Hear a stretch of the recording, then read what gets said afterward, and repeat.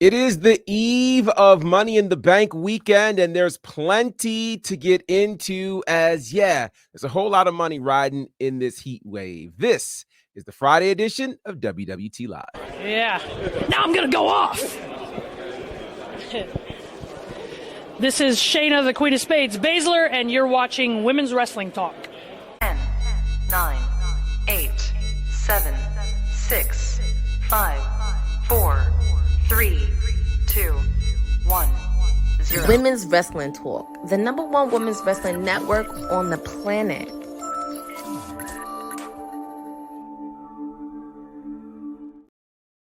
TGIF, good people, happy Friday, and welcome to WWT Live as part of Women's Wrestling Talk, the #1 women's wrestling network on the planet. I am your professor, Gerard Bonner, Teflon G, GB, or whatever else you feel like calling me today.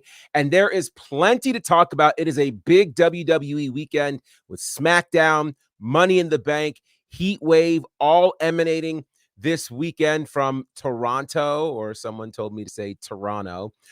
We might talk about some of the representation of WWT in Toronto. It's so weird to say, even though I've heard people say Toronto, but what do I know?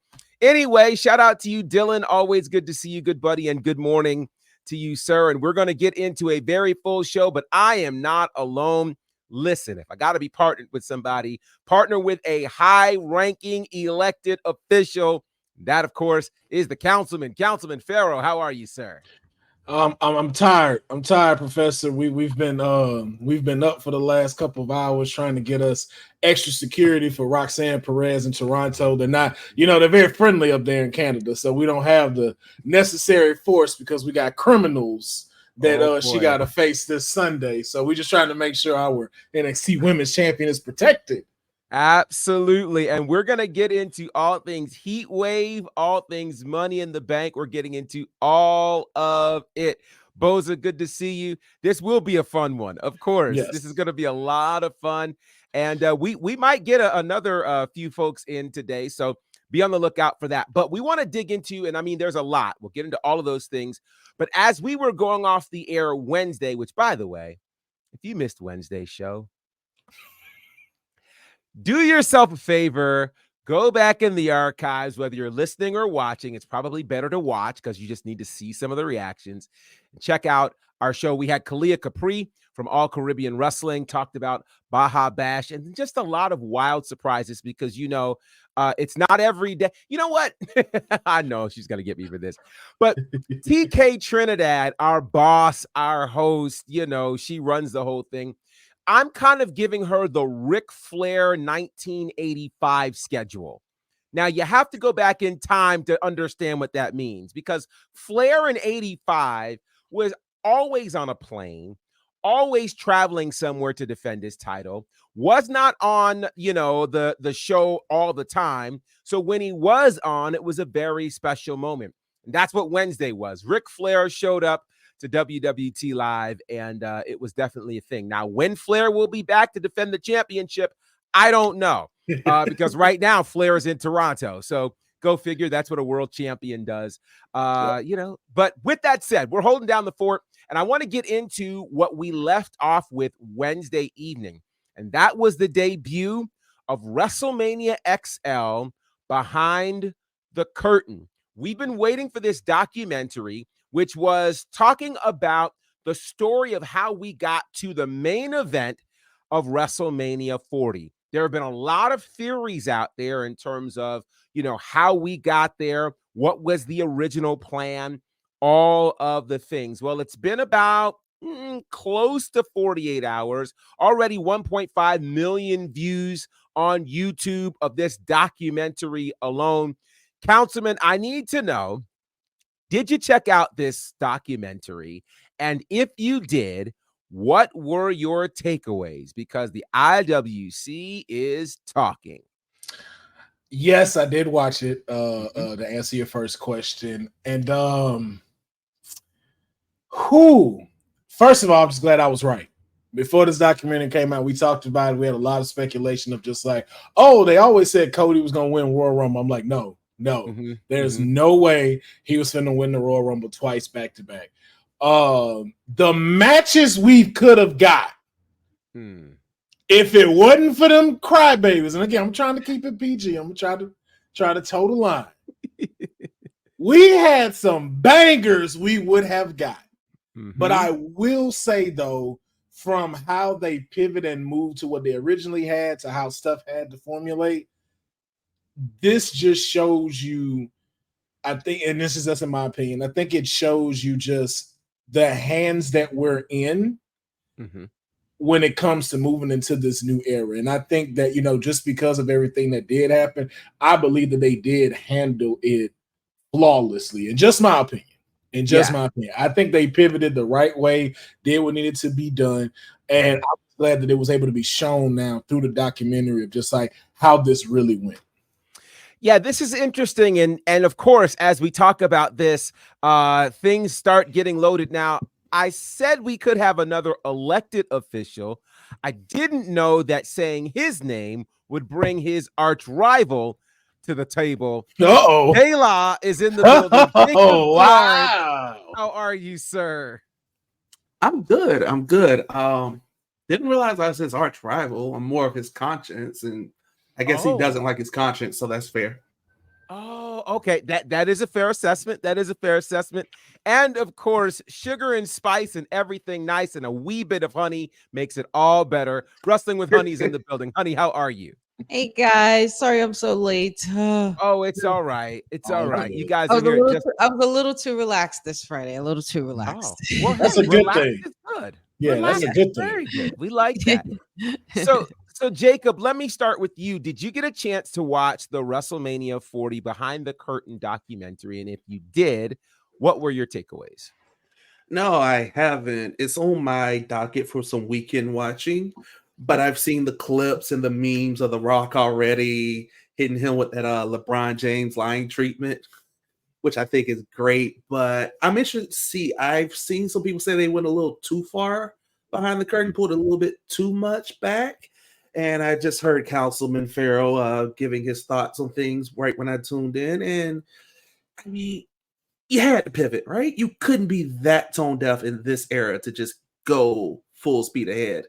Now, if it was a certain McMahon running things, then yeah, we probably would have. But come on, we'll be all right. We'll run it back in 6 months or so.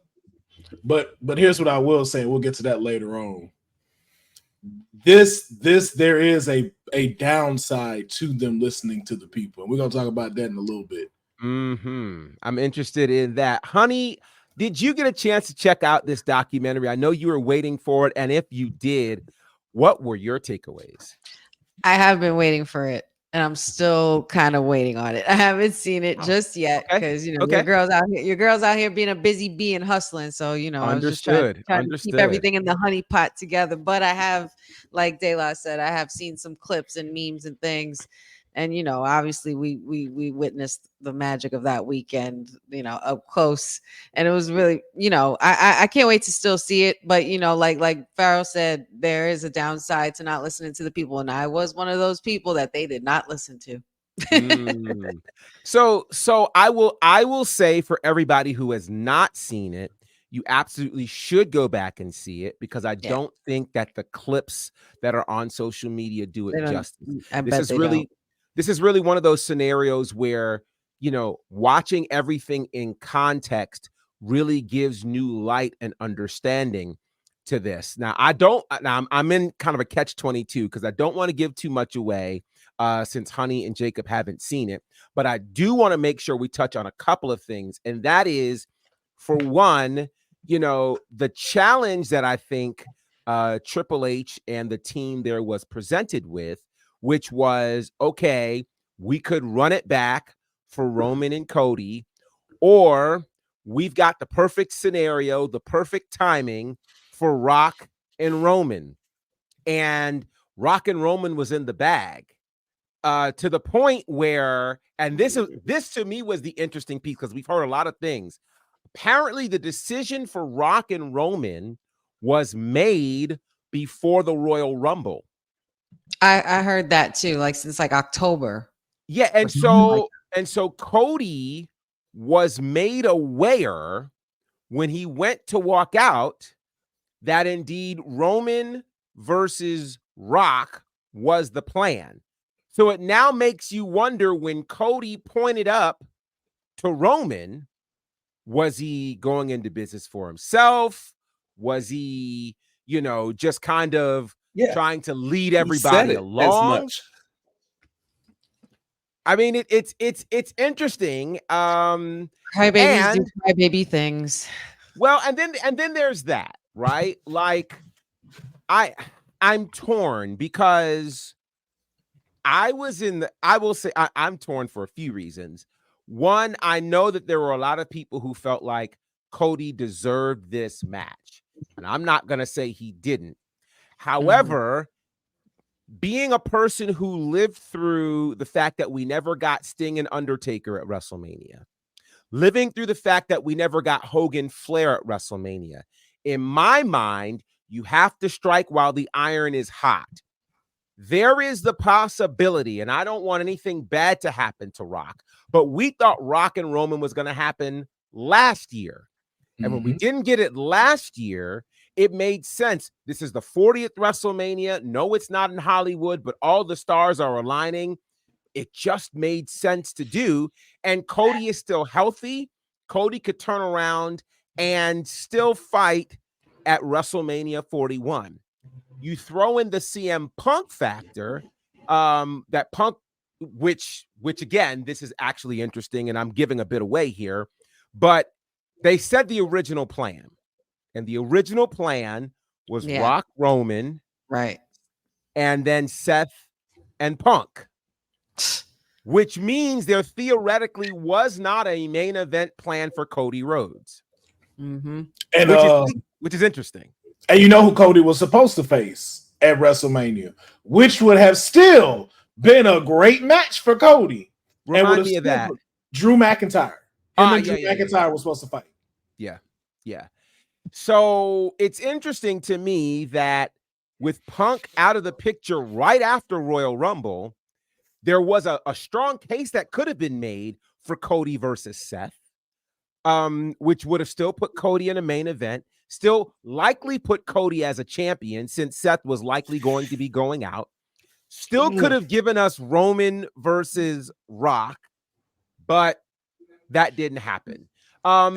Councilman, I want to get your thoughts because you alluded to the fact that there could be some issues with listening to the people. But before you do that, from one elected official to another, we balance things out. Of course, the mayor's There's no balance now. This isn't balance. Oh, Lord.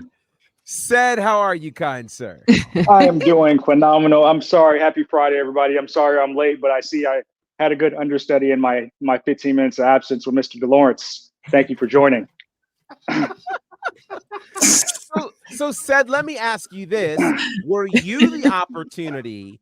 Did you have the opportunity to watch this documentary? And if you did, what were your thoughts? I haven't gotten to the full thing yet, but just following along on the socials with everybody's reactions into like why it was so late. Kind of like the lingering response from the whole who killed WCW with, I guess, Rock's genuinity throughout all of this. But like a lot of the tea leaves are pretty interesting because it's exactly what I think a lot of us fans said it was when initially we kind of pulled the rug and it was supposed to be Rock versus Roman. One thing that I feel like people are missing is that, yes, they pivoted and they gave us probably the greatest main event of all time. But if Dwayne really wanted the main event and like nobody could really tell him otherwise, at least I don't think, if he really wanted to do it.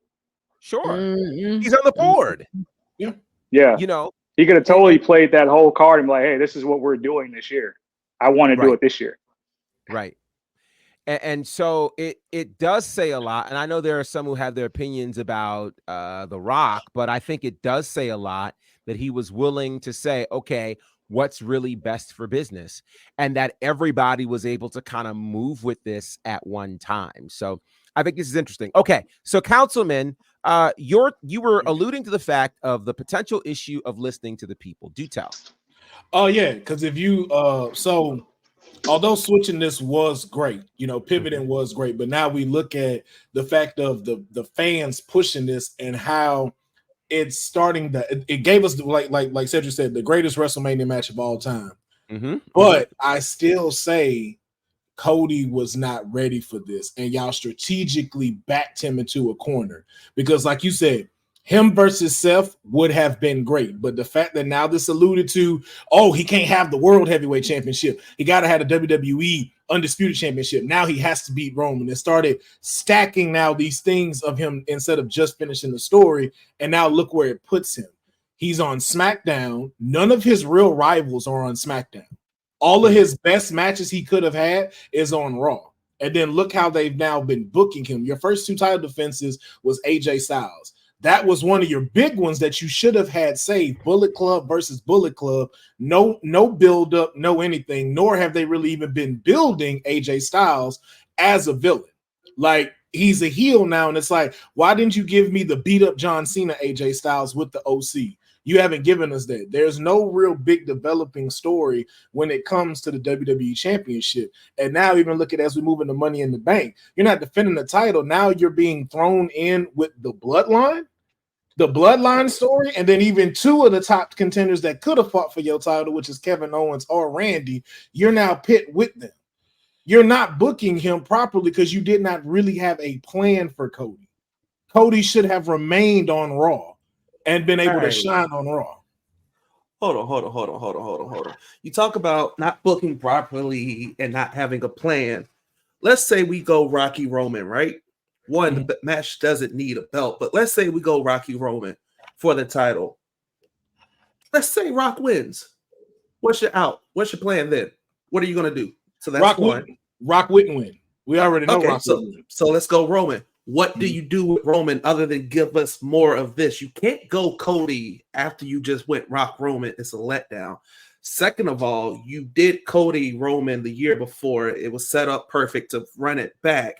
The World Heavyweight title is the B title. The whole finish the story. If you would have put Rock Roman and then because of Punk's injury shifted Cody Seth, we saw that 3 times already. We already know how that story ends. Nothing new here. Put it in Mania again, a little higher stakes, still going to be the same end result. It's going to feel cheap, and it's not going to satisfy the fans or anybody. You made the best call, and you say Cody doesn't have any challengers. Did you forget how the start of Roman's reign went? No pun intended. It was very subpar, very heat up one person for a month. Like they did Cesaro for a quick in and out. Like let's be honest. Also, but let's also throw the caveat that's in there, sir. We were doing a pandemic. No one was there. Okay, so when we came out of the pandemic, it was still heat. It was in, out, and then Roman was like, cool, I'll see you in 2 months. Give me Brock. Like, that was Roman. It was literally Brock and Cody and a couple one-offs and KO twice in 7. So we just bypassing Edge and Daniel Bryan, the triple threat match where he stacked them boys up? That wasn't a classic? That was because of listening to the fans that also got us into that spot. Again, and I know that we have positive sides, but there's also the downfall sides. Okay. There was still no buildup from the year of this happening. So not to take a shot at said, but to paraphrase Jay-Z, one hot match every 5 match average is what? Still mid? Like, come on. We had the triple threat. You had Hell in a Cell with Jay. You had Hell in a Cell with Jay. You had the Cody match, the KO match, the Seth match. That's 5 matches out of a 4-year reign? Like, come on. Wait, are you saying you're only saying Roman had 5 decent matches? No, I'm saying 5 notable. There are some good ones, but if you ask somebody the highlights of Roman's reign, again, no pun intended, in the name of the matches, those are probably the ones that come to mind. So we're not hold on. Let me just so you saying John we're diminishing the last 3 years of one of the greatest stories ever told. Like I don't know. I'm saying it's a great story. I think he's saying it's more story than actual in-ring classic is what he's trying to allude to. Not saying I agree or disagree, but back to Cody really quick, because somebody correct me if I'm wrong, but everybody's saying that Cody felt blindsided, backdoor and all this. Isn't it his fault that he brought this on himself? Because I read somewhere that he wasn't supposed to do the point after winning the Rumble. Yeah, no, he said it. Well, that's busted open that he went into business for himself. Yeah, that's what, and that's one of the things that the documentary kind of alludes to, is that he was the only one that was told that the plan right before, like literally before he went out for Rumble, he was the only one told that the plan was Rock and Roman. So him pointing at Roman shouldn't have happened. It should not have happened. But I will say this. I mean, let me just say, I think this was a great case of them working on the fly and taking a lemon and making it lemonade and giving us so many amazing moments through this that we might not have gotten if they went with the original plan of Rock and Roman. Whether this was the tag team match, the Vegas kickoff with the slap heard around the world, it gave us the final boss, right? We got the whipping scene outside in the rain. I mean, like we got some moments out of this. I will say this. I think one of the things that Cody brings to the table as the WWE champion that Roman and I guess his character and tenure did not do is we finally have on the WWE side a goodwill ambassador as a world champion. You can take Cody anywhere, whether it's media appearances, Make-A-Wish foundations, you know, the random things that he's doing to make sure that random fans are okay. I saw something on Twitter just the other day about a fan who I guess didn't have special needs seating or whatever, and he went and took care of that and ensured, you know, whether it's him getting the tickets for the wrestling club to go to WrestleMania. I mean, he is that goodwill guy who will stay to the very end and, you know, sign autographs. And I think after 4 years of a champion who would not do that, having somebody that will do that, I think goes a long, long way for the WWE. So I think this is one of those cases where whoever ends up as your champion, WWE is proving that it is about more than just the matches. And Triple H had a very interesting quote somewhere in the last week or so, where he said that WWE is a movie that incorporates sport as opposed to just being sport. And so that, with that said, the story element is important. And, you know, the bloodline story for the last 3 years doesn't hit the same without Roman as the center, you know, and Roman, even as a center, sets up where we are now with the bloodline. So I think it's interesting either way. This is a great, great documentary for you guys to go and check out. So by all means, go ahead and check it out. It is on the WWE YouTube page, so you can find it there. And trust me, it's a great hour that you guys will absolutely enjoy. Now, speaking of this, either way, I was robbed. Right. So you're telling me there's a multiverse where Damian Priest cashes in on Cody at Mania? I don't think the cash-in happens. I don't think the cash-in would have happened either. Because I think it would have happened on Drew. Maybe not Cody, but Drew. Mm-hmm. Drew would have probably beaten Cody or something like that. Well, Seth, it would have made sense for Seth to get his lick back and beat Cody at WrestleMania. That would have made sense. Right? And then, the cash in could have happened actually. Yeah, because Damian said he wanted to cash in on Seth, so that actually would have worked perfectly if Seth would have retained. And then that's the only problem with that is another Cody loss at Mania and another failed chance to get a world title. You don't get to it would have made the Royal Rumble pointless. That too. True. It's very interesting. I got robbed twice that night. I'm agreeing with Seth. Oh, I know. I got robbed twice that night. It's about time you do. It's about time you do. Robbed. Well, let's see if we can get some agreement on ESPN and their power rankings. They've already done power rankings for the first half of 2024, and it's very interesting to see what they've come up with. They did rankings for women, men, tag team, and factions in terms of who's kind of been the best in 2024 already. And again, this is looking exclusively at the first half of 2024. And so leading the way on the women's side is Bayley, which might come as a surprise to some. And so certainly they say that had Rhea Ripley not been injured, she probably would have been number one on this, but of course her injury comes right after WrestleMania, and this puts Bayley in a great spot. Here's kind of how the top 10 for the women's power ranking for ESPN goes. Bayley's at number one, followed by Toni Storm, Jordynne Grace, Mercedes Moné, Bianca Belair, Liv Morgan, Willow Nightingale, Mayu Iwatani, Roxanne Perez, and Rhea Ripley. So before we get to the men and to the others, what were your thoughts on the ESPN power rankings with Bayley at number one? And honey, we'll start with you with all of these, dare I say, shades on? Yeah. The library's open, so my shades are on. Congratulations to Bayley. Not sure if I agree with the entire list, but I think this is really, really, really cool for ESPN to, do these kinds of rankings and stuff, just to see where we're at in the women's division. Toni Storm is definitely a valid spot. Not sure about Mercedes, but I feel like she could be a little bit higher in that, like, or lower actually in that rank. Like I would give her maybe lucky number 7. But just to put that out there. But Bayley, I'm not I'm gonna need to see a little bit more from Bayley coming up in this year as well. I mean, they kind of slowed down a little bit on her storyline, which I'm a little bit worried about. Little bit worried about. Hopefully something transpires maybe tonight on SmackDown when we do the watch along. But yeah, kudos to Bayley. Just had to make sure I made some points on the side there. Said, man, what did you think about this ranking, the power ranking for the women? And I'm sure you are excited about the high ranking for Mercedes Moné in the first 6 months, even though she only wrestled in May and June.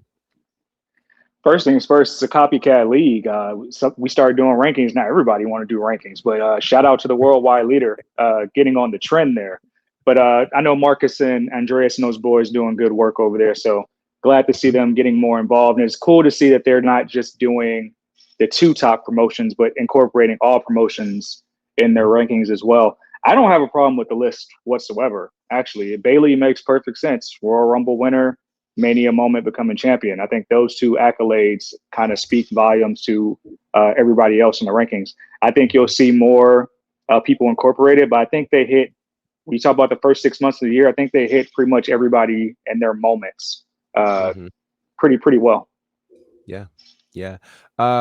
Jacob, any thoughts on this list? Yeah, honestly, I would not have Mercedes in my top 10. Like, she's on the list, and I feel like it's largely based off of just name carries weight. It's Mercedes Moné. It's the artist formerly known as Sasha Banks. Like, we know what she's good for, but let's keep it a buck.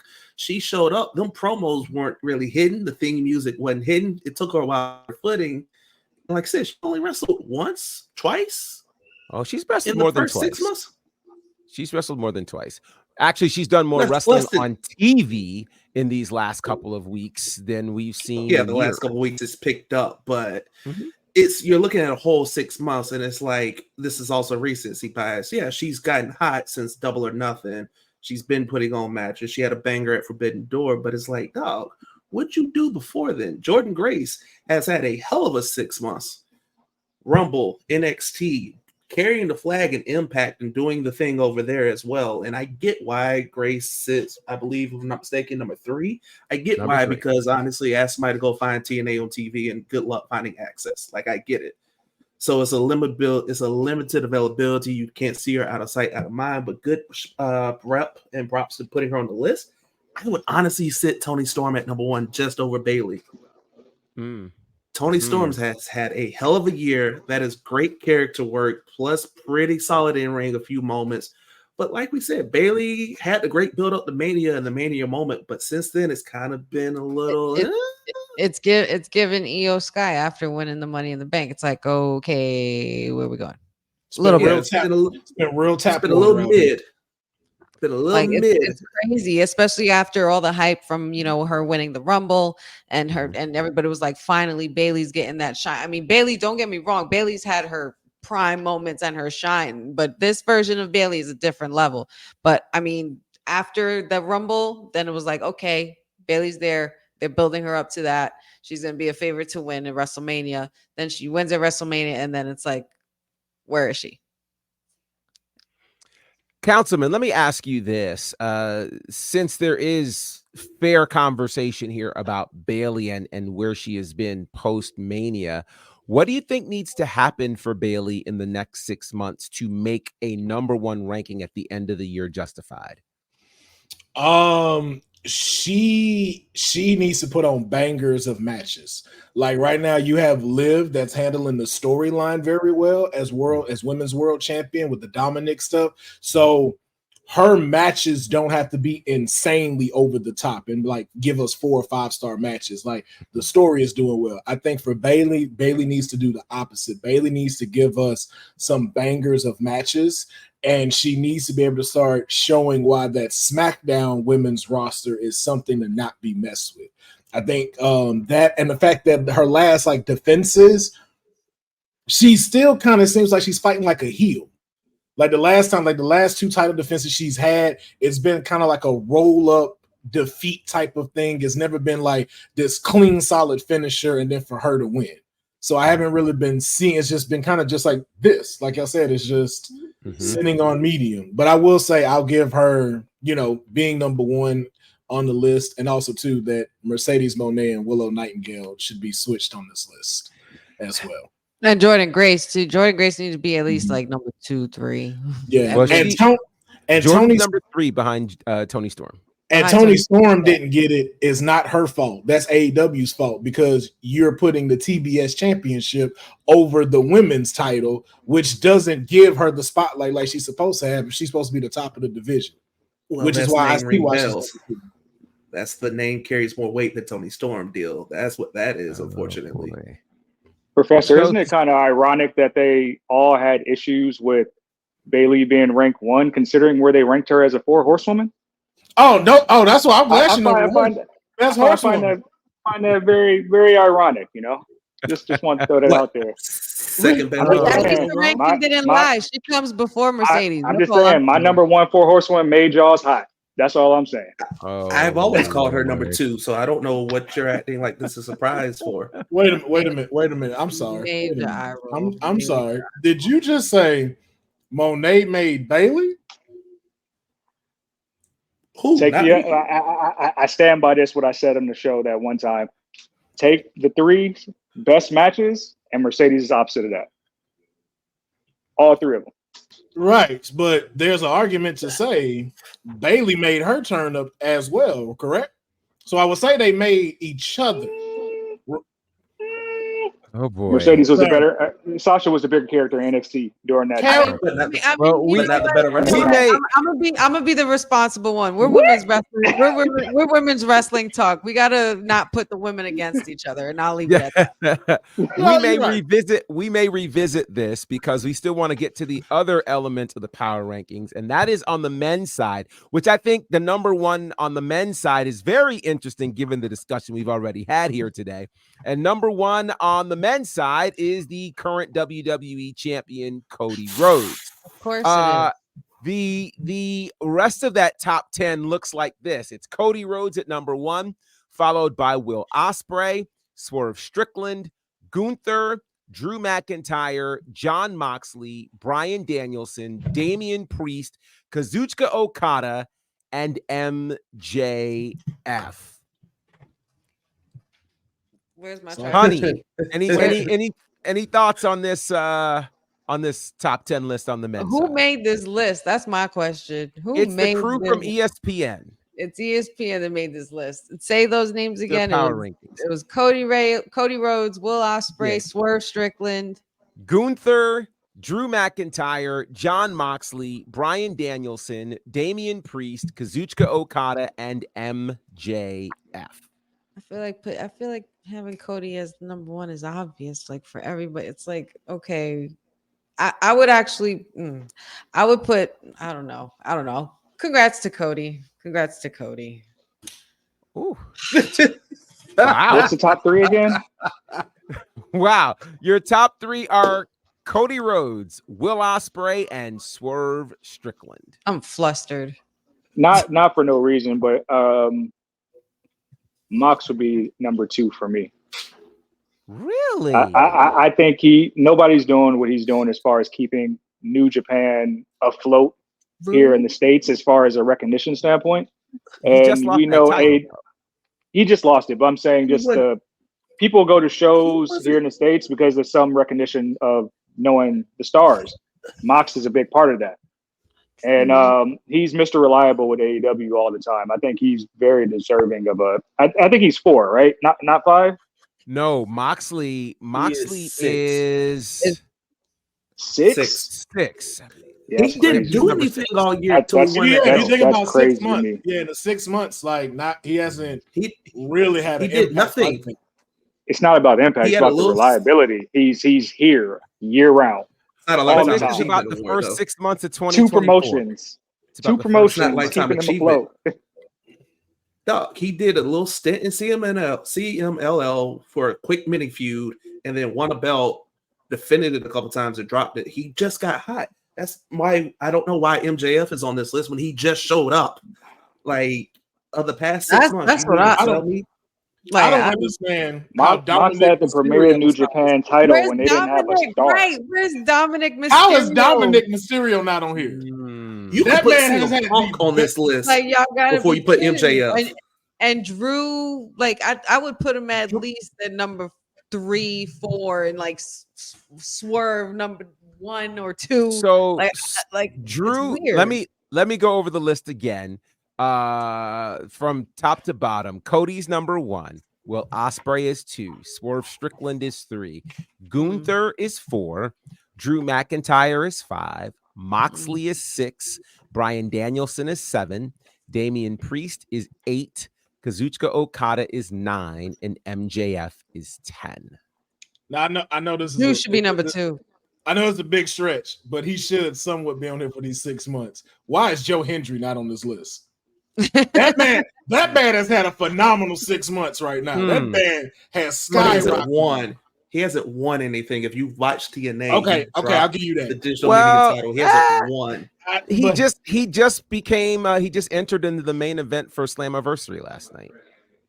Yeah, which is, even though it was filmed in June, it's technically July. But the point is, he hadn't really won much till recently. First 6 months, he just got hot, which is great job for him doing that in Impact and everything. But again, MJF, take him off. You can put CM Punk on at that point. I mean, Punk had a great 6 months. Being injured. Not Punk, but I'll say Sammy. I'll put Sammy over MJF at 10. Hey, if you're going on somebody who's injured and just came back, Punk is injured and has been around terrorizing Drew. I'd put that over MJF, who just came back, had a couple matches. No love for the Yeet Master either. Don't like that. I can't believe I made that argument, but at some point he's got to win. Yeah, but win. Can the same thing be said for Cody? He didn't win until April. Rumble, and Mania. I think less than 5 times he's lost clean. Maybe like 3. Cody? Yeah. That's something like that. Sounds right. My number 1 would be Will Ospreay, believe it or not. And what? You put Ospreay over Cody? Yes, here's why. Ospreay over Gunther? And Swerve? That's crazy to me. Yes, because Swerve got stuck in a holding pattern going into Joe. It got hot with Joe, and we were good. And it's been good to kind of a little disrespectful at best how they've handled Swerve. So you gonna skip past Hangman? Him and Hangman didn't. That wasn't this 6 months. That wasn't this year. That wrapped up in November. Oh, you meant the 6 months. Oh, you meant the 6 months. Oh, okay. I thought you meant all around for his stuff. No, I don't like this list. I don't like this list. Here's why I say Ospreay. Because before he left New Japan, I don't know if anybody. Wow, Dylan. Wow. That's a shirt. That's a shirt. For those who were listening, make that a hashtag. Make that a hashtag. Dylan said delusional. Yeah. Wow. Delusional. That's a good one. But no, before Ospreay left New Japan, he had a match of the year contender that nobody is talking about in that cage match of United Empire versus Bullet Club War Dogs. That's fair. You want to see a banger from a physical violence standpoint, that is an hour and about 15 minutes, 10 minutes of just pure, let's go, give it all we got. That was a banger. Leading into that, he had bangers in New Japan. He's put on quality matches, and for a man who's never been that great of a promo and character, he's finally starting to round it out. So I would give Ospreay number 1 right now. Cody would be 2 because he finished the story. Swerve would be 3 because he got the win, but after that, it's been kind of subpar handling a Swerve, and I feel like that's hurt him. You had the Christian feud, which was great, but you also had that man opening up Dynamite, and that's it. It's like, all right, cool, there's over now. He's going. It's like, oh, if you show up late, you just missed the world champ. He's defending. He's early. It's like, come on. The EVP storyline took more precedent over your world champ. And it's like, you just got a black world champ, Tony. You've been hammered for handling racial things of certain ways. And now it's like, come on. So Swerve would get 3. Gunther probably rounds out 5. And I put Drew over Gunther because Drew's just been on a heater. And he did technically win a world title. And Gunther's kind of just been in a holding stage since he dropped the IC title and won King of the Ring. It's like, all right, we just got to make it to SummerSlam, and then another robbery. Get Okada off the list. Yeah, I don't know why Okada's on here. I don't know why he's on here. No argument there. Yeah, no. I don't know what's happening. Too. I don't like this list. Where my gift at? Where my gift at? My favorite there's one. Still more to this list that I'm going to try to move kind of fast because we haven't moved very far. There's a tag team list on here as well. Oh, and topping the tag team list are the Young Bucks. Here's how the rest of this list looks. It's the Young Bucks followed by FTR, Finn Balor and JD McDonough, Nathan Fraser and Axiom, A-Town Down Under, Bianca and Jade, DIY, the Street Profits, House of Black, and the Acclaimed. Preposterous. This makes me question if people actually watch the product. All right, hold on. Let me get mine in real quick because I got a feeling they really finna all have something to say. Let's keep it a buck. Tag team wrestling ain't been that great this year across the board. Let's keep it a buck. Let's just keep it a buck, no pun intended.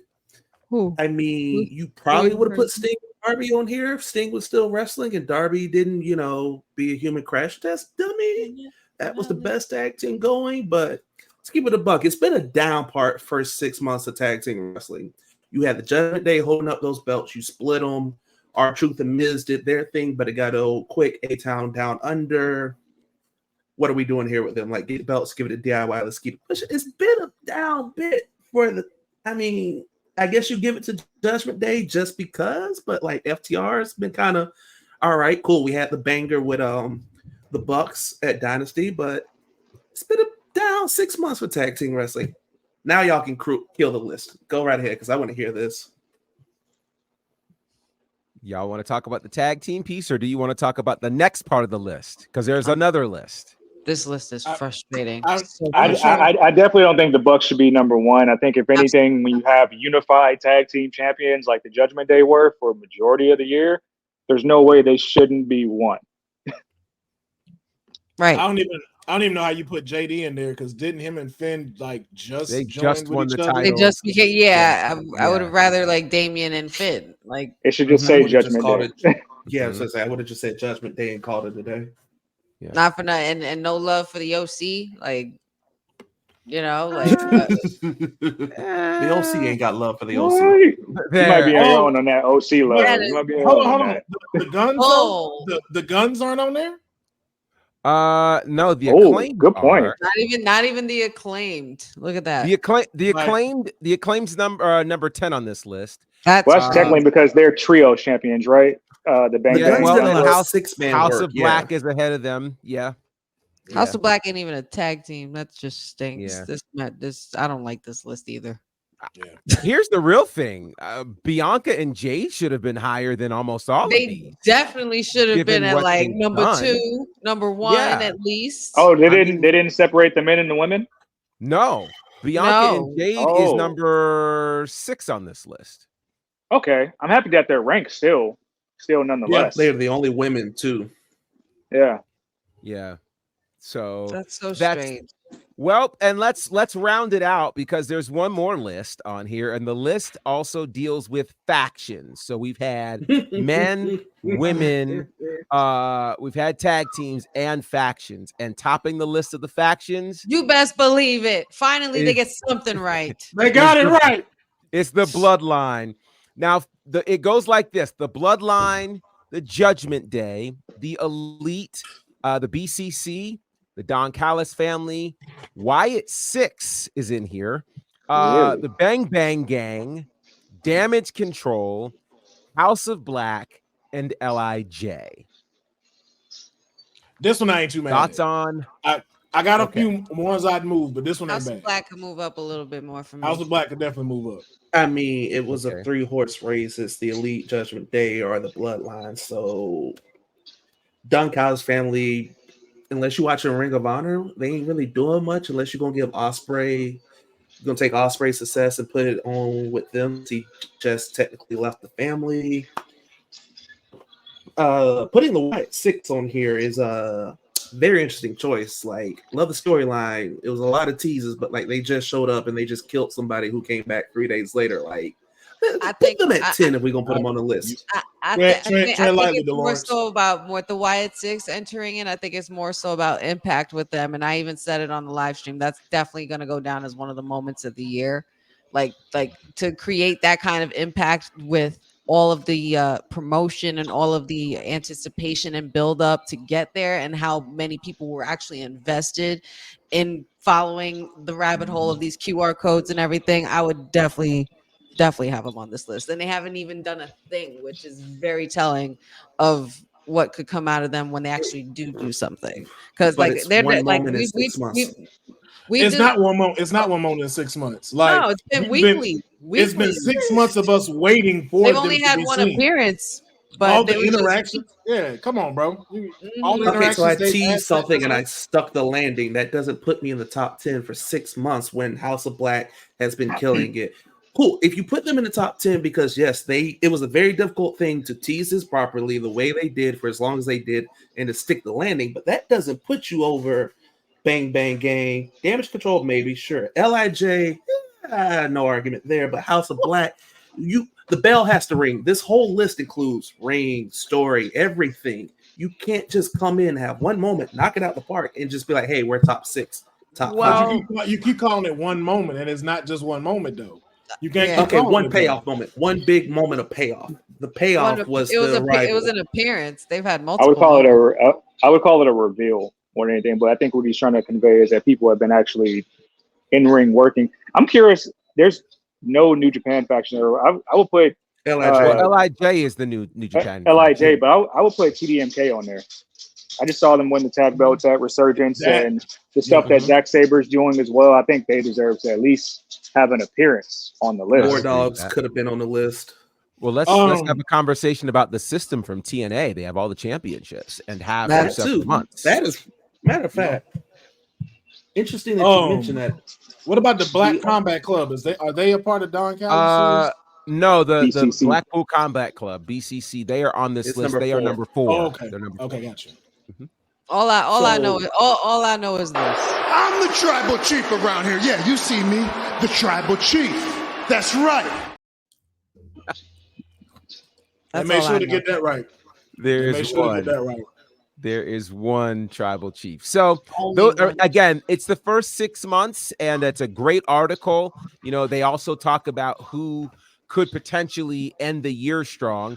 And so I think that's pretty awesome. Great work there from our friends at ESPN. All right, we're going to move through a couple of other things very, very quickly before we get to our time of predictions. But we want to shout out a word from our sponsor. Have you heard the news? It's pretty big. I heard from my friend who heard from her friend all the way from the Caribbean. Well, when I heard from my friend, I became super excited. And I think you guys will like it too. WWT now has an official partner, and it's All Caribbean Wrestling, the premier promotion across the Caribbean. Go to allcaribbeanwrestling.com to check out all the latest pay-per-views, or go on the YouTube page at All Caribbean Wrestling. Also, go and check out their socials. on Instagram at All Caribbean Wrestling, and on X at All Caribbean WR1. No, you make sure you go and check them out and tell them WWT sent you. You hear me? Hey, yo, you. Yeah, you that's watching this. You sitting on the couch staring at the screen not knowing what you want to do like this is an online college. Are you tired of wearing shirts that make you look like an extra stuck in catering? Do you want to step your wrestling swag game up to the next level? Then Women's Wrestling Talk has got you covered. Like literally. Are you for life in pink or black and white? Or maybe you're the EST and people need to respect you accordingly. Want to put some pride in your stride and show off the muscle in your hustle? Then make sure you check out the WWT store. Not now, but right now. Alright? What you waiting for? Head to www talkpodstore.com and don't make me fight you. Shit. She about to make me fight y'all. Don't make her fight. And remember, you can scan the QR code on the upper right hand side to check out some of the great merch. So we're going to move through a couple of other quick stories before we get into our predictions for the weekend. Interesting story right now about Ethan Page, who is getting ready to be in his second consecutive main event of a PLE since coming over to NXT. And he did a recent conversation with Shop, and he said about his time in AEW versus NXT. This is what he said. He said, quote, "I went from somewhere that was so chaotic and unorganized to a place that, I'm still learning because I'm so new here, but this is a machine and it's incredible. It feels good to not feel like I have to do everything myself. To have people that want me to succeed is kind of mind-blowing." That's a pretty amazing quote coming from a veteran of multiple years who, of course, just finished up a run over in AEW. And again, this kind of echoes the sentiments of one Jade Cargill when she made the jump over from AEW to WWE. So I think this is pretty amazing, all things considered. So speaking of AEW, let's have a very brief conversation about this interaction that happened Wednesday night on Dynamite as Dr. Britt Baker, DMD, made her way into the ring for her first bit of conversation since we hadn't seen her in almost a year. She explained her absence, talked about her nerves and the like, was interrupted by Mercedes Moné with both of her belts and a celebration. And it led to a very interesting interaction between the two, where some say that Britt actually cooked Mercedes. Did you guys watch this segment? And what did you think about this? And then after that, I'm going to tell you what Tommy Dreamer had to say as well. Honey, what did you think about this segment and interaction between Mercedes and Britt Baker? I didn't see everything in this segment, but I do know that it cooked for sure. I have to actually go back and watch this episode because I just want to see the entire segment. I wish we had a clip of it, but I know for sure that this match is definitely probably going to be one of the highest anticipated women's matches. I've been waiting for Britt Baker to resurface and return, and I really want them to cook in this match. I just want it to be good, and I want Mercedes to actually have a great showing as well, because I feel like this is probably one of her real main threats, in AEW, being that Britt Baker has been one of the ones from the very beginning. Jacob, your thoughts on this segment if you had a chance to see it? Yeah, I saw it. I really wish they would just find a new word. I feel like they leaned on that just a little too much. Like, it felt like a crutch at a certain point. Great shots back and forth. Should be a good match, but I feel sorry for the household of Britt Baker and Adam Cole, because they have had the worst, roughest year and a half or so that I've seen between two wrestlers that happen to be a couple in a while. A mini stroke, herniated disc, Cole with his concussions, the ankle. I don't know if the universe is telling y'all might want to sit down and reconsider some things, but I'm just glad to see them back though. So I want to ask this question first to you, Councilman, and that's this. Tommy Dreamer was on an episode recently of Busted Open, and he said that putting these two women together is the biggest money match for AEW's women's division as of right now. Do you agree with him or not, as this match is slated to happen at All In London? Oh, yeah. Yeah, no, I completely agree with Tommy Dreamer. This right now is probably your biggest match you can have right now of anything you have set up. When is All In again? All In is end of August. End of August. Okay, yeah, no, this right now is your biggest one. You have the one that was here when it was nothing and helped build that division to I won't say the greatest, but definitely can be considered into the top 10 of greatest women wrestlers in Mercedes Moné. And I won't say Britt Baker cooked, but I will not say she fully cooked Moné. Moné did hold her own, but it did kind of give a hint away of that. I don't think she's gotten used to being able to curse in her promos. Like, I think she's still getting adjusted to where it's like, okay, I don't have to talk like I'm in WWE no more. And I think once she finally settles that back in, it'll be a little bit better. But yeah, to Tommy Dreamer's point, this is your number one. And if he was crazy as he says he is, I would even make this your main event, depending on who you have going against Swerve. We'll find out the winner of the Owen tournament on the men's side. That's who will face Swerve. But there are a few comments that I think are interesting over here. And one of them comes from Dylan, who says, is this feud too soon? Yes. Yeah. Said, do you think this feud is too soon for both Mercedes and Britt Baker? No, not at all. And I would argue both women need it this early to get it out the way. At best, at worst, you make this a trilogy. You have one of the golden children from the WWE machine and the best homegrown women's AEW talent in Britt Baker.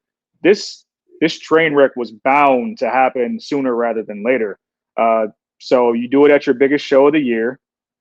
I think they should definitely rinse our mouths clean of last year, where I think the women's match, the only women's match, I think it was 13 minutes. I don't remember I remember the controversy. I don't remember exactly how long, but they should really make a spectacle out of this match, because this is their two big stars, homegrown talent and somebody that you want to carry the brand to newer heights in the women's division. It just makes sense to do it. And then hopefully run it back a few more times. Think about how big, Omega and Bryan is. It's like it's going to have like that type of effect, but for the women's division. You could make the argument that this is potentially the biggest women's match in AEW history. Absolutely. Can I address another elephant in the room real quick? Go ahead. If you guys are watching us visually on this podcast, I just want to address an elephant in the room. If you see that gentleman to the left of DMD, if you can't sunbathe in the summer without suntan lotion, don't do that. Don't do that. Do not buy that shirt. Do not make yourself visible with that shirt on television. Don't do that. Don't be that guy. That's all. So it's been staring at me this entire time. I was just gonna say that I hope, like, being that All In is in August, right? Late August. Yes. We're going, yes. And it is their biggest event of the year, and this is probably one of the potentially most one of the most biggest women's matches in AEW history to happen. I just want them to, my worry is that I just want them to stir that gumbo really well and let it simmer and let's get us a good meal come August once it's set on the table. You know what I mean? Like, I want them to both be able to go back and forth. I need that Seth and CM Punk kind of interaction, that kind of hatred, a little some animosity and some spice. I want it to be right. I don't want Tony Khan fake TK to just, throw these girls together and say, here, wrestle, and we'll pick a winner, and we'll see what. And Mercedes is gonna go over, and Britt Baker's putting you over. Like, no, I want it to be tough, because by the time we get to All In, I want to be able to hear the audience and not understand what acronyms you're saying.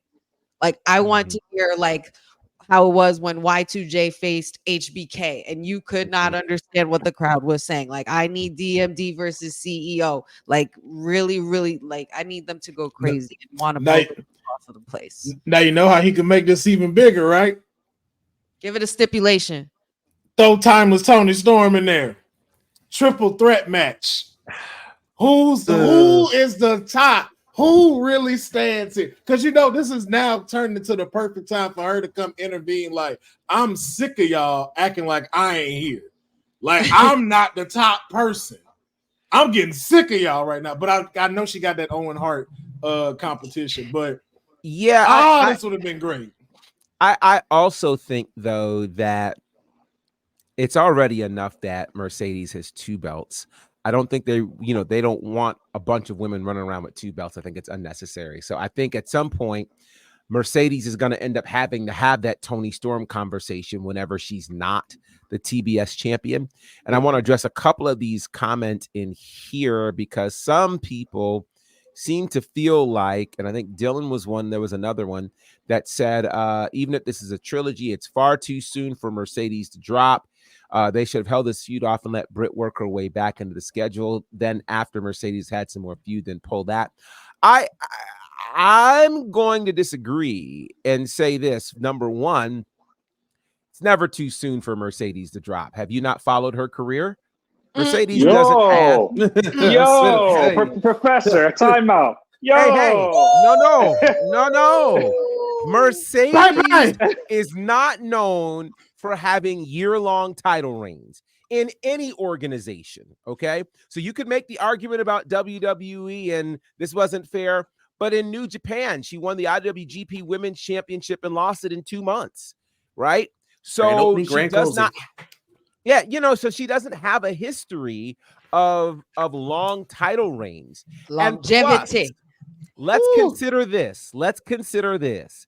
Which title is it more important for Mercedes to hold for a lengthy period of time? Your mid-card title and the TBS title, or the AEW Women's World Championship? So I think that this could be the right time for Britt Baker to come in, and at some point, I don't know if it's the first match or potential trilogy, win the TBS championship, free Mercedes to go for the AEW World Championship, where, quite frankly, many of us know she belongs, and create that space while still having great prominence for the TBS championship, which, after Jade lost that title, that TBS title kind of floundered a bit. So I think it makes sense at Wembley for Mercedes to lose. My bigger concern is just to make sure that they have enough stuff to do between now and end of August, because we know Tony Khan is not necessarily big on big buildups. They don't necessarily tell long stories. And it's a shame that 6 to 8 weeks is considered a long buildup for AEW, but it is that. So we'll see. This is going to be very, very interesting. All right, I got to move because we still have to make time for, of course, the great things that are going on with Money in the Bank weekend. So very quickly, I'll mention this. Bloodsport has some more WWE personnel coming, as the Creed brothers are heading to Bloodsport 11, and they will be joining Shayna Baszler as well. Shayna, awake! Man.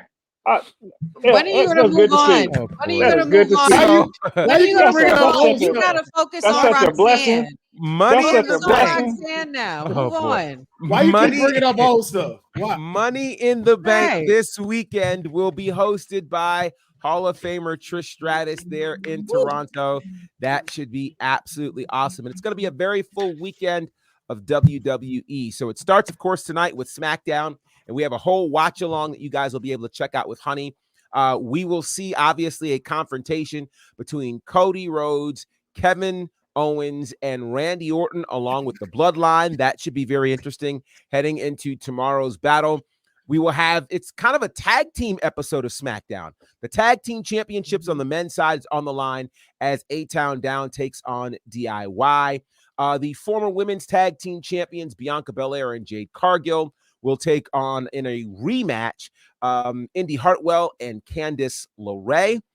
And that's going on SmackDown. Now let's get into Money in the Bank. And we're going to try to roll through these as quickly as we can because we've got Money in the Bank and Heatwave to talk about in terms of our predictions. So let's start, of course, women's wrestling talk.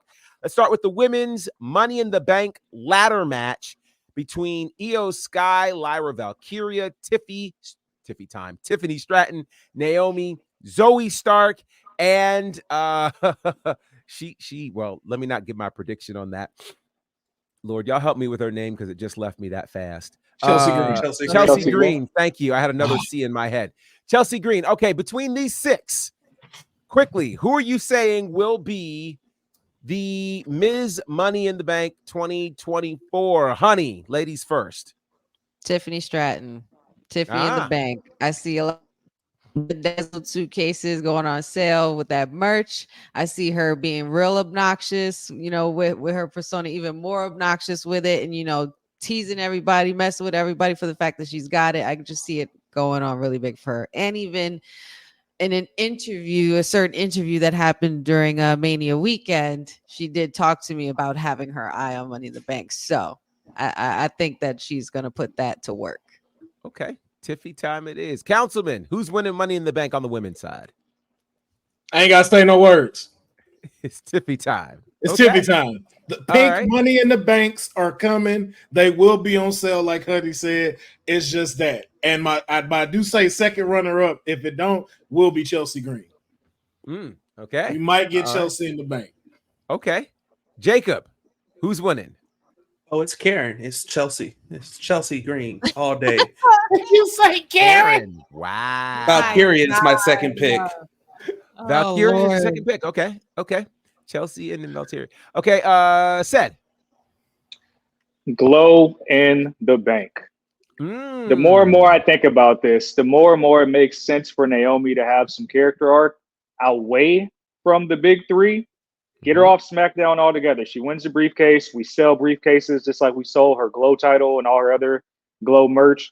Let her be the one to end the Liv Morgan revenge tour eventually, because that feud with Rhea doesn't need a title whenever Rhea returns. Makes too much sense. Get her on Raw. Okay. I could rock with that. I think this is going to be interesting. It's really close because I do think you got three favorites at this point. I think Chelsea, Tiffy, and Naomi, there's a case for all three of those.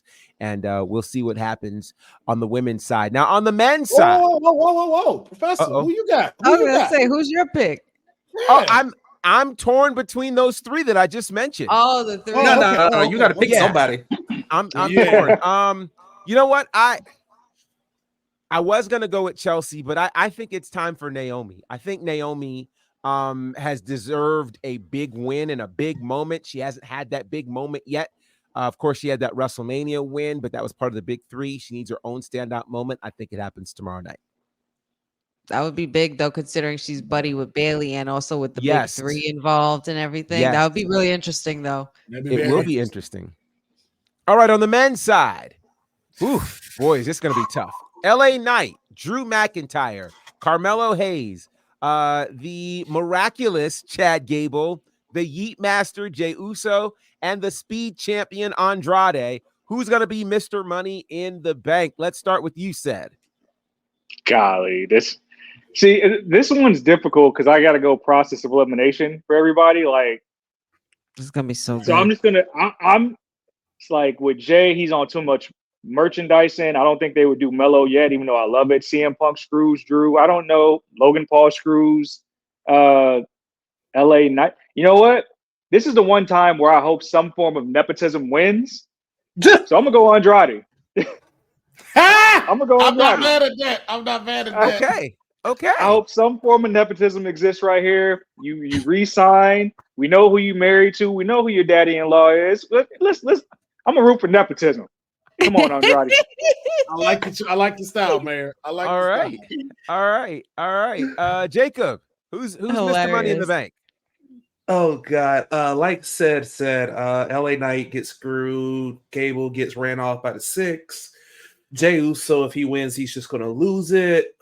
Drew gets screwed by, you know what? It's gonna be either Drew or Mello. I hope it's Mello, because if Drew wins, Punk screws him out of the cash in, and I don't want another failed Money in the Bank cash in. So I'm gonna go Mello is my pick, but something tells me Drew wins. Okay. Councilman. Man, they're gonna be yeeting in Toronto as Mr. Yeet in the Bank will be crowned. Like y'all just said, all of them got too many stories. It's not Melo's time yet. Unless they go nepotism, that's the only way Andrade's winning. Everything you said, though, DeLawrence, Wyatt 6 gonna run off Gable. Something's probably gonna happen with LA Knight. CM Punk is gonna get his lick back at Money in the Bank. So it's gonna be the Heat Master. Okay. The Heat Master is taking it. Okay. Honey? You best believe it's the Master for me. Love me main event Jey Uso. We need a reason to get this man back in the main event. For God's sakes, his name is main event Jey Uso. So why not give him the damn briefcase? I could totally make a case for the Yeet Master. He's on fire and he's always going to be. And maybe something or another where Jimmy helps him and could possibly make a return soon if he's been real quiet lately. I don't know. Or we could see some interaction with the bloodline even, but I think he's going to overcome those odds.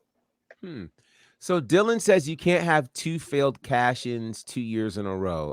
Who were the failed cash-ins? Because I don't remember.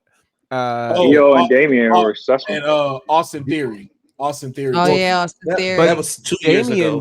Yeah, but Damian's was successful. That was the last. Yeah, and so was Io last year. Yeah. Theory was 2 years ago as well. Yeah. So I don't know what the two are. For me, I love the fact that there are a couple of them that seem obvious. And what happened to Jimmy? The question's being asked. What happened to Jimmy? Jimmy's injured. That's where Jimmy is. That's where no Yeet is. It almost seems too obvious that Drew could win it, where it seemed like Jay was going to win it. But I got to tell you, I think with all of that said, that's why my pick is Carmelo Hayes. I'm going with Carmelo Hayes. All right. Become an opportunist. Opportunist, Mello. Mello in the Bank is. Yeah. And then he's going to hold it for a while. So I think it's going to be great. All right. Let's move now then to a title match, the only world title match on the line here this night. It is the champion, Damian Priest, defending against the inaugural world heavyweight champion, Seth Rollins. On the line here, if Seth Rollins loses, he will no longer get another title shot as long as Damian is champion. If Damian loses, he must leave the Judgment Day. What happens here in this title match? Honey, we'll start with you. As much as this pains me to say, because I love Seth Rollins and that's my Mr. Monday Night, I think Priest is going to retain.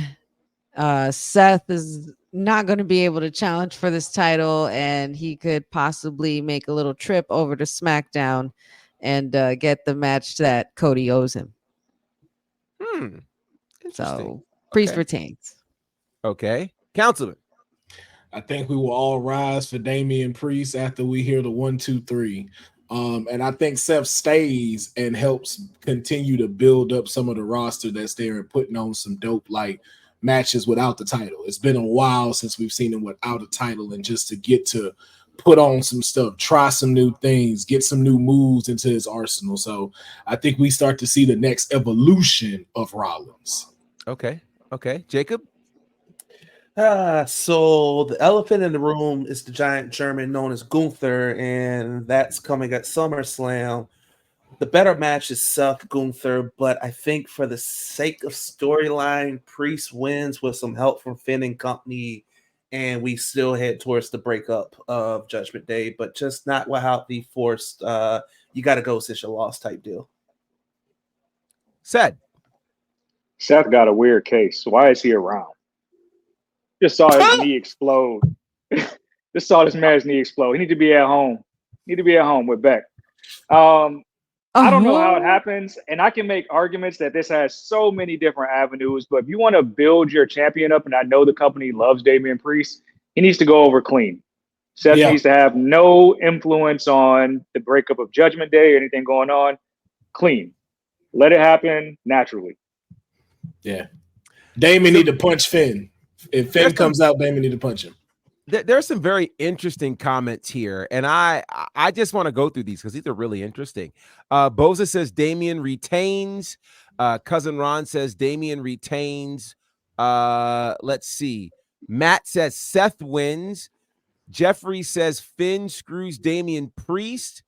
Dylan says Seth wins and Finn screws Damian Priest. We got another one for Seth winning. Let's see. Jeffrey says Seth versus Gunther is the match. That'll be an interesting SummerSlam match for sure. And you got to watch out for Finn. There is in my mind, an underlying story that's happening involving Finn and Liv Morgan in this Judgment Day situation. And it's very quiet. It's happening right in front of our eyes. And I think this is going to get interesting. Now, let me ask you guys this crazy question. Do we get a cash in at Money in the Bank? Ooh, I forgot about that. That would only be from the men's side. I think for the women, because they've done it so much, I think they do want to still have some time where they hold it. And for the people that's in there, like Tiffy doesn't have to cash in right now. If Chelsea wins, Chelsea's on SmackDown, so it's no need for her to cash in right now. But for the men's side, depending on who's first, if the men's I think the men's match is opening up the show, right? I don't know. Know if they open it up, then I could see if Drew wins, I could see him getting his lick back from Damian. There's only a cash in if Drew wins, just to set up SummerSlam with Punk. That's the only way there's a same day cash in. Yeah. Interesting. So we'll have to watch that to see. Now, there is another title match. It is the Intercontinental Championship match as Sami Zayn takes on Bron Breakker. Who do we think leaves as Intercontinental Champion? Said, let's start with you. You know, I was pretty busy today. I drove pretty far. I went down to the cemetery and I went and got a tombstone for a plot next to Ricochet and Shayna because Sammy about to go to the upper room. That's what we're about to have happen. The upper room. Sami Zayn. It was fun. It was fun.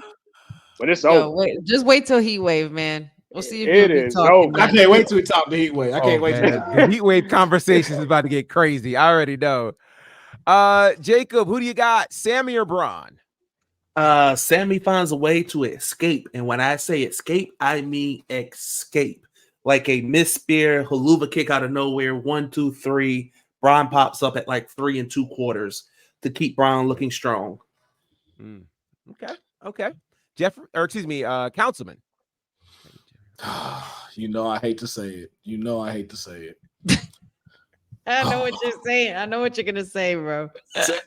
Sammy is gonna win because it's gonna be veteran versus rookie. He gonna use some kind of veteran type thing to get it, and then Braun is gonna brutalize him after the match is over. Like steel steps get involved, the run around spear is gonna be like that. But Sammy's not gonna walk out. We know that much. He's gonna win, but most likely won't walk out.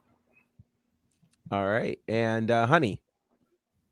I want to say Bron Breakker, but we went through all of this trouble to take this Intercontinental title off Gunther for Sammy. I guess Sammy will retain, and Sammy is not gonna be in the best shape coming into Monday Night Raw. That's for sure. So let's see what we've got over here in the chat. Dylan says Sami Zayn, not my IC champ. I think that's hilarious. Jeffrey says Braun is gonna break Sammy in half.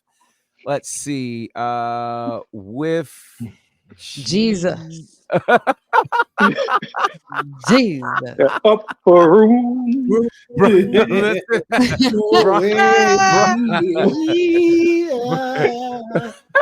Braun is about to make this a buried alive match. Matt says Braun wins. Jeffrey says Sammy has a 2 1/3 chance of retaining. That's hilarious. I like what you did there. Did there. Very good. Sammy retains. Let's see. Braun wins. It's his time. Braun, my only issue is how they take it from him later. Well, we will see. That's happening again tomorrow. Also, we got this 6-man tag. Cody Rhodes, the WWE champion, and Randy Orton and Kevin Owens taking on the Bloodline. Now, I'm not sure which 3 members of the Bloodline will be in this match, and I wonder if that will sway your thoughts at all. Who walks out of here as the winner? Honey, we'll start with you. Not my bloodline. Hashtag not my bloodline. Despite the fact that I am a bloodline member and if unofficially, this isn't the bloodline that I'm a part of. Cody, Kevin, and Randy, I feel like they can find a way, but even though the numbers are, I'm just seeing that there's 4 on this side and 3 on the other. I'm wondering who could potentially come and disrupt the masses in the middle of this match and try to be the 4th man for, to even out the numbers game here. But we're going on to SummerSlam very, very soon, and things are just getting hotter as we speak by the day, considering all the PLEs coming up and everything like that. But eventually, we have to come down to the point of who is really running this bloodline, and it ain't Solo. I feel like something could reveal itself this weekend or coming into Monday, or excuse me, next week, in the next few weeks. Going into SummerSlam, something's got to give. We need to know what's really going on here, and I know Paul Heyman is diligently trying to recover so he can go back to his tribal chief and tell him about the dissension in the ranks with this hostile takeover. Yes, Councilman, who's winning this one? Oh man, this one's difficult. The Temu bloodline needs to win so they can remain strong. Bloodline, wow. Yeah, but Temu bloodline, yeah, that's the term for this bloodline that we use. Yeah, that's what we call them. We call them the Temu bloodline. But there is a scenario, like y'all said, there's a 4th person that could come out, and I could potentially see it being CM Punk to get revenge for what they did to Heyman, especially with the interaction that they had and were at Money in the Bank. But if there is no 4th person, the Temu bloodline has to win so they can stand tall, and I think they're going to pin Kevin Owens to do it. Interesting. I just thought of it. It just came to me. Go ahead, guys. Proceed. Jacob.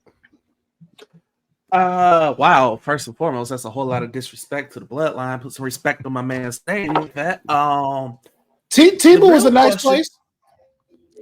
Get out, Jody. The real question is if Jacob Fatu is allowed in Canada because of the prior conviction and such. I do believe R-Truth has shown up on shows in Canada, so I think there's a way around, depending upon the crime and this and that he could be there. So if Fatu is there, the Small Werewolf and company are going to run through Cody, Randy, and KO like nothing. And even if he's not, I still give the bloodline the win because they need to continue to be built to look strong, look unpredictable, look like a bunch of wild savages, which they are. And I think Solo gets the pin on Cody to set up SummerSlam. And that's where things start to get a little wonky for the new bloodline and maybe the return of Roman and Jimmy. And also, I feel like Jay gets screwed by Solo and company and Money in the Bank because of some prior interaction earlier that night. So new bloodline is going to be busy catching bodies and causing chaos. Said. Bloodline wins for a lot of reasons you guys said. I think Solo does pin Cody clean, not because that the trio of Kevin, Orton, and Cody are not formidable, because I feel like Randy's walking out. I think Randy has been doing a lot of stuff behind the scenes, eyeing the title. probably getting tired of being called upon for his help since War Games. I think Randy walks out in the trio, causing Cody to lose clean, get pinned, setting up that SummerSlam match. And then eventually, Randy will want his shot because he's been eyeing number 14. Wow. Well, or do we get an RKO out of nowhere and then he walk out on Cody? I don't think we get that much of a jerk Orton. I think he's trying to get the hot tag and he just leaves. He's like, oh, I wouldn't put it past him though. I wouldn't put it past. I could see that out of nowhere. I wouldn't put it past him. Oh, that Sid Vicious Hulk Hogan moment where he like walks away from his tag. That's a moment we haven't seen anything like that in a while. Mm-hmm. But I was also about to say, because the thought came to me, the light bulb came on while one of you guys were talking. But the fourth man could be Jimmy. The fourth man could be Jimmy to come back and help, especially after the fact they kicked him out the bloodline and completely deserted him and, totally like took him off TV. So I feel like maybe Jimmy could resurface. That makes sense if you bring Roman back at SummerSlam. That makes sense. Use Jimmy as the kickstart. See Jimmy get nerfed again. Oh, we got extra plot. Not if Mr. Yeet in the Bank comes out on top, though. If Mr. Yeet in the Bank comes out on top, we could see some real good stuff coming up in this match. A lot Jimmy better be backstage to celebrate his wife, and that's it. Don't come mess with his bloodline. Wow. Well, remember, Money in the Bank airs live, special start time 7 p.m. Eastern tomorrow night. And if you guys have not been checking these pre-shows that they've been having starting at 5 p.m., you should do that. They are feeling very much like an NFL or NBA kind of pre-show. They've completely changed it with these great, packages that they've put together and interview. Like it's really next level. So by all means, check it out. You'll enjoy it. That leads us to, of course, the following night, Sunday night, Heatwave at NXT, which I just think it's so interesting. You might remember when NXT used to be the precursor or the prelude to the PLE, which followed the next night. Now NXT is going to be following the big PLE. So we start with the countdown, which will be a tag team match of two Canadians, Ariana Grace and Carmen Petrovich, taking on Jasmine Nix and JC Jane. Any thoughts on this, or should I just skip to the match that I know some of y'all want to talk about? Nah, we're gonna make. I like what they're doing with Jasmine Nix. I really like what they're doing, but I wish they would lean more into the dashing JC Jane. I really do, because I think there's a lot of growth there, especially with this being like a mini faction. I get why they're trying to push Petrovich. I'm not a huge fan yet, but I think Grace does make a good showing. But I think JC and Nix actually get this W. Okay. Jacob? Sorry, good. Sorry. Good. I think Grace eats the pin in her hometown, if not home country. I don't like what they're doing with JC Jane, but honestly, just reunite Toxic Attraction once Gigi is healthy, and come on. Just they're missing something without each other. Yep. Councilman.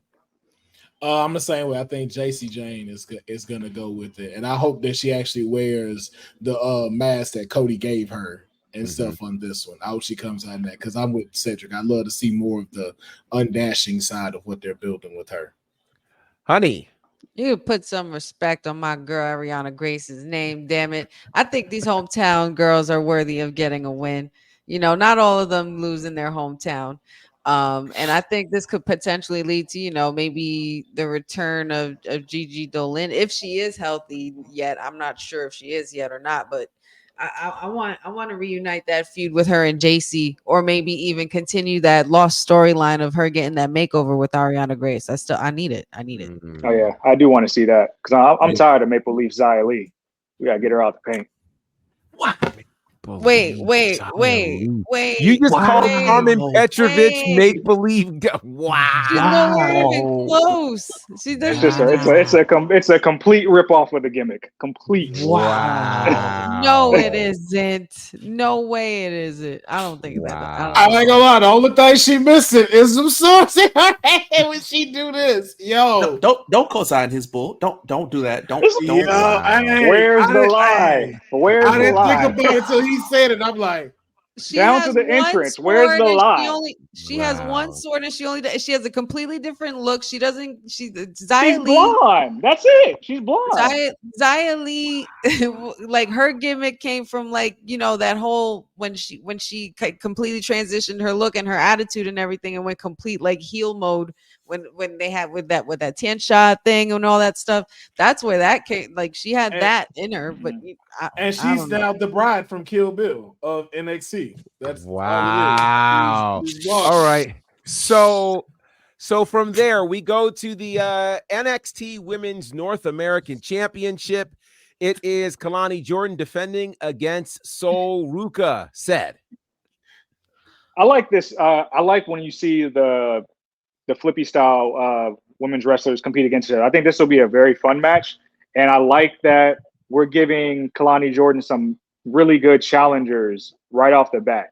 Sol being the person who was number one in that combine before the ladder match is a great challenger, but I think this is just a footnote in Lonnie's reign. I think she'll win clean, but I think it'll be one of those escape type of wins where it still plays up Sol. I don't think we'll get there yet. I still believe in the heel turn so much. I don't think it'll come for months, but I think this will build towards that. Okay. Jacob. This is going to be a spot fest, boys and girls. If you like flippy stuff, please tune in and strap in because we are here for a good time, not a long time. That being said, Kalani Jordan wins. She finds a way to counter the Soul Crusher. And 1, 2, 3, we get out of here. Soul Snatcher. That's right. Soul Snatcher. Yeah, he watches the product. Councilman.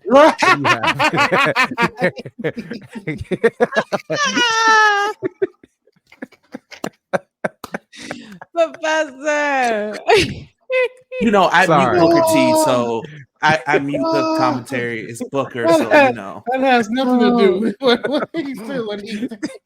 Damn. Oh man. I can't. I'm gonna say Kalani takes the win. I think to Cedric's point, it's gonna be a fun match. I think Sol Ruka kind of cost herself the match going with a Soul Snatcher real quick and then misses, and then Kalani takes the opportunity to pick it up. And I know a lot of y'all are saying for her to turn heel. I'm gonna be honest with you. I don't think I want that. I think I want to see the face run for a little while. I just want to see what can be done with it. I'm really tired of seeing champions and then they got to turn heel. It's just it's always the same thing. It's just no, let's see her run as a face and see what can happen. Okay, honey. Kalani's definitely winning and retaining, and there is, unlike what others may believe, I think that there will be an instant heel turn, and we are going to see a somewhat edgier Kalani. I mean, if you really think about it, nobody does it like Lonnie. Gives very much a more of an attitude kind of thing. It's something that should be a little edgy. Thank you, Dylan. There we go. Heel slogan. See, to my point.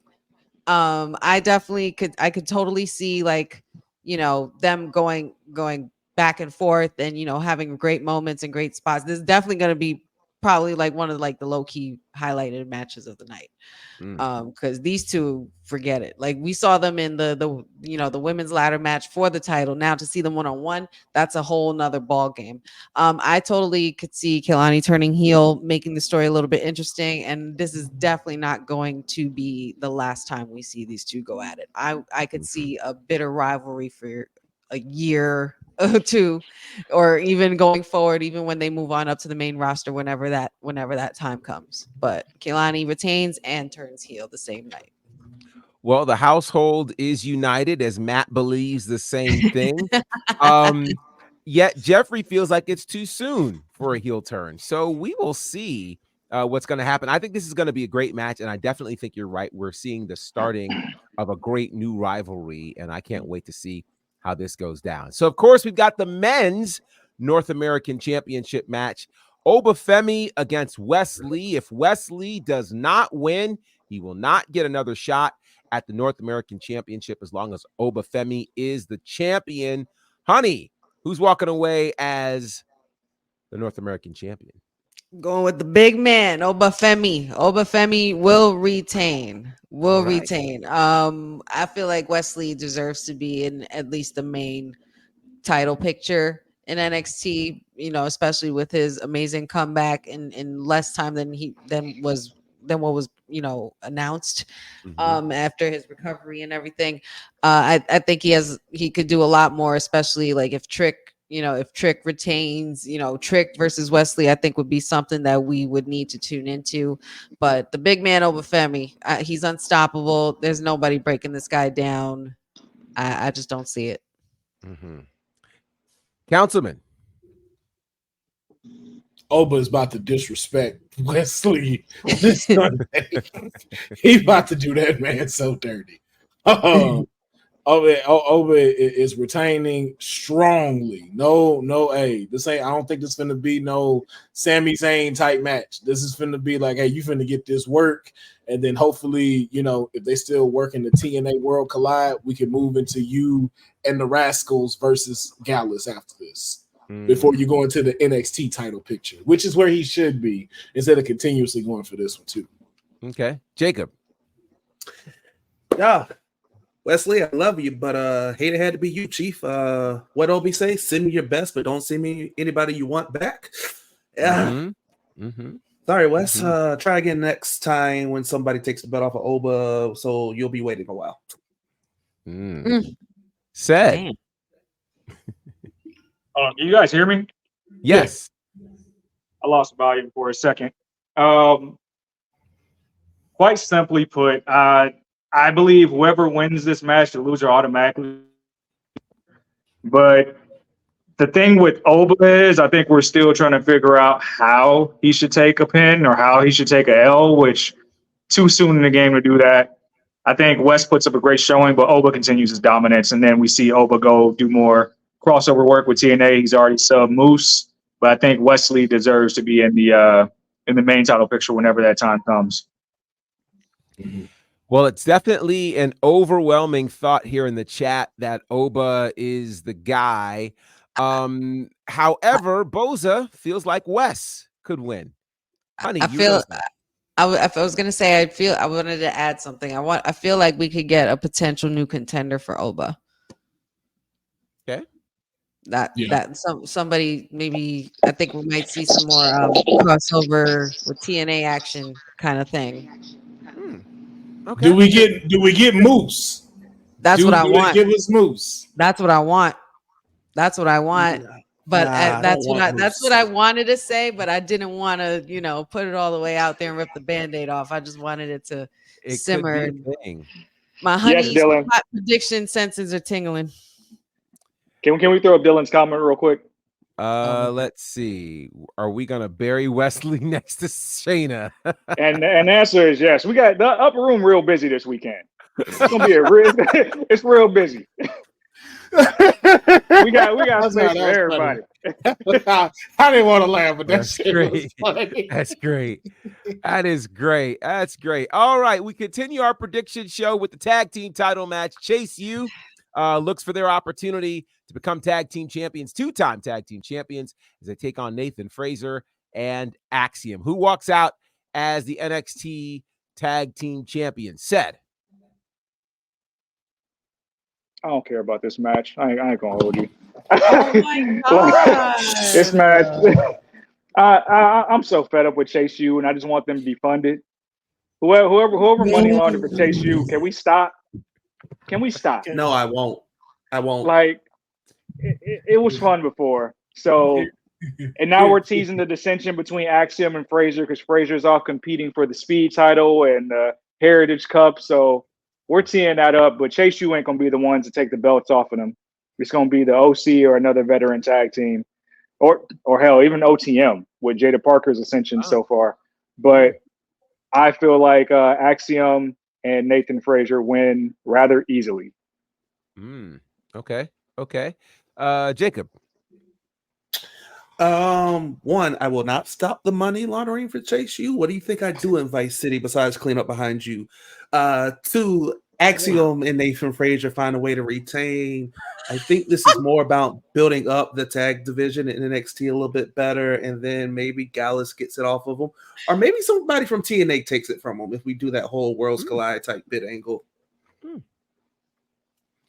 It's just very interesting. We're publicly acknowledging money laundering here. That's right. Scary to me. Just casually, I own a laundromat in Vice City with two elected officials here. This is crazy. Councilman, nothing new. Nothing new.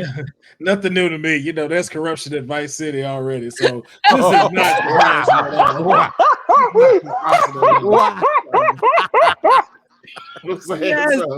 Yes, doesn't shock me at all that that's happening over there. God, I love this show. Wait. I can't. Wait. You must be sleeping under a rock or something. Oh God.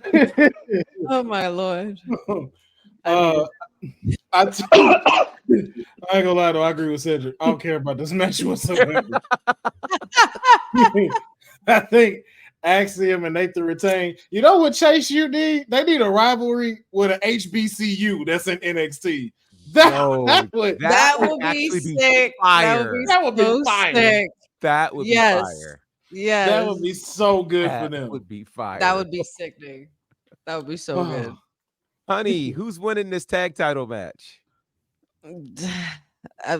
I think Axiom and Nathan Frazier are going to retain. Other than that, I'm not sure where they're going with what's going on with Chase U the last couple of weeks. Is Ridge Holland, really a fraud? Is Riley even still a part of Chase U? It's just like a lot of chaos going on in that organization. So I'm just going to stick where the organization is not. And that's Axiom and Nathan Frazier. They'll find a way. They've been having some weird interactions as well on NXT and, back and forth about Nathan Frazier's attention span and such. But I think they could still come out on top. For sure. So does Daylight go to Chase U? That's a great question. Lots of people think only to pick up payments. Only to pick up payments. Nathan and Axiom. Cousin Ron, I like this. Bring the marching band to life in NXT. I think that would be, it'd be incredible. So good. What if Riley Osborne was a plant by the tax department of the state of Florida? That's hilarious. That's hilarious. One band, one sound. I'm for it. So that's a good faction name. Yeah, it is. I honestly think they need to do a switch and make this the countdown match and put the women's tag match on the main show. Just my thought. All right. This is what y'all are really here for. So you know what? Let's go here and we'll come back to the women's title match. I like your style, Mayor. I like your style, Professor. We've got the men's title match. It's a fatal four-way. As Trick Williams defends against Sean Spears, Ethan Page, and Javon Evans. Said, who's walking out as the NXT champion? This is another match that I'm gonna try to get up for, but my champion is Great Value Too Cold Scorpio. I am very happy that Sean Spears is in this match. I'm very happy that we're starting to bring him back into the light after he had such a great reveal a few months ago and did the program with Ridge that really didn't go anywhere. I said what I said. I'm standing on it. But the reason we have a fatal four-way is because the champ is still developing before our eyes. We want him to develop. We want him to be great. We even got the young OG in this match to kind of add a different element to the match. So I want to see more, selfishly, I want to see more of the Trick Williams that we saw in the Iron Survivor. Kind of that pull a rabbit out of a hat, quick showing, like fast pace. If we get more of that style, Trick Williams in winning this match, I think it'll do a lot for his development and being the face of NXT. I think it's very telling that Ethan Page is now in his second consecutive main event. So I think eventually these will be his challengers. We're just trying to build up more reputable challengers for this title run, and it finally looks like we got some. So, but Trick retains. Okay, Jacob. So, on one hand, calling a man a great value version of Too Cold Scorpio isn't that is one of the greatest black wrestlers of all time. So there's that. On the flip side, Jesus, that was disrespectful. That being said, there's two Canadians in this match. Canada's got to get a win, right? I think All Ego gets this, but I think Trick steals it with a roll up off of something that Sean Spears does. He pins Spears. It keeps Ego and Javon Strong for next potential challengers for Trick. Eventually, this belt's going to Ethan Page at some point. So, Okay. Councilman. Yeah, I think it's too early to take the belt off Trick. To Cedric's point, I think still continuing to build him. I think this will make him look a little bit more stronger to go up against veterans and even such a new school. And then, like you said, I think Jahan, right? That's his name. Javon. Yeah. I think him not getting watch pinned. The product. Come on. Touche, sir. Touche. I think Trick takes it and then gets a new competitor for his title. Just throwing it out there. Probably won't happen, but I want to see it because I believe in Joe Hendry. Hendry's got to show up at some point somewhere, and I think it might be right after Trick Williams wins. We gonna say his name. Ooh, that place will go nuts. It'll go nuts. Honey, your thoughts? Part of me thought that maybe Sean Spears would steal this, but I don't think so just yet. He just got the pin on Trick Williams like last week or something, and he's the only one to do so. Trick Williams retains. I don't think it's going to have anything to do with Sean Spears. It's probably going to have something to do with Ethan Page or the young OG, or maybe Ethan Page because he's a little bit more resentful than most. But he's going to retain, and he's going to go on, and that's when Sean Spears is going to be like, "You forgot that I pinned you. You've never pinned me." And continue that rivalry between them two, and then young OG and Ethan Page will probably go off into something else as well. But I feel like young OG might be out of the way, like that. Like he's gonna be a big highlight in this match because that boy bouncy, and he's like another future human highlight reel in the ring. So there's going to be a lot of amazing spots with him, but I think he's going to be out of the way. And Trick gets a pin probably on Ethan Page, and Sean Spears, is going to get his, get some kind of a match one-on-one later on. All right, let's look at some of these moments from the chat. Ethan Page is some believe that. Some are going with the young OG, which I think is pretty cool. What else? Another one for the young OG. I like this one. What if Josh Alexander pulls up and distracts his North teammate, Ethan Page? That would be interesting. Eric says the winner is All Ego. AEW, All Ego Wrestling. I think that's pretty creative. Very creative, actually. Let's see. Something tells me we see Josh Alexander and shocks the ego out of Ethan Page. Could be very, very interesting. And, of course, the match that you guys really came to see us talk about. And we only have a couple of minutes because Honey's got her watch along in 10 minutes. So we got to make it quick, folks. Who's walking out as the NXT Women's Champion? Honey, go. Roxanne. Jacob? And that's all I'm going to say. Okay. Jacob? Yeah, that plot Mr. Mayor bought is for one Lola Vice. She is going right in the ground, taking a nice dirt nap to the back of the line. We go. Pop rocks all day, baby. Roxanne Perez for the dub. All right, now let's have these two great councilmen, these two great elected officials who like to debate. This is the real debate right here. This is the real debate right here. Councilman. Wait, I went first last time. I had to go first last time. Okay. So I will let the mayor speak history. Mayor, you're up. It's funny I go first because Councilman just mentioned in our prior segment that there is corruption in Vice City. He had the wrong option. There's going to be an eruption of volcanic proportions when Lola be shaking that thing after winning the NXT Women's title. Hey, yo, whoa, wait, hey, yo, this is PG, yo. Oh, wait. Oh, not anymore. Oh, boy. Not anymore. We didn't got to shake it with Sexy Red. We were robbed at Vengeance Day. That rose from the group, from the concrete, and it's as big as a beanstalk. Now it's the biggest phenomena in all of NXT, and we will not be delayed any longer.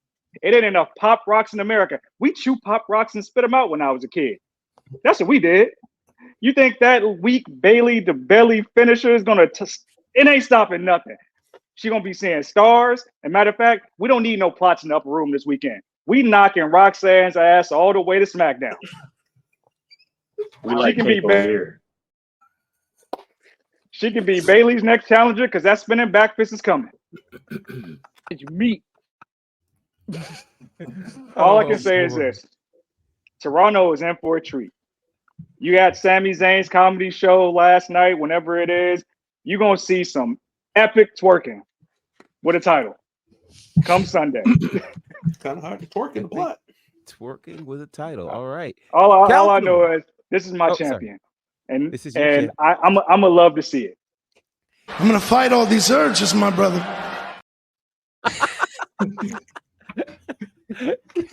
Councilman. Oh no! Every time I play, it just make me want to do this.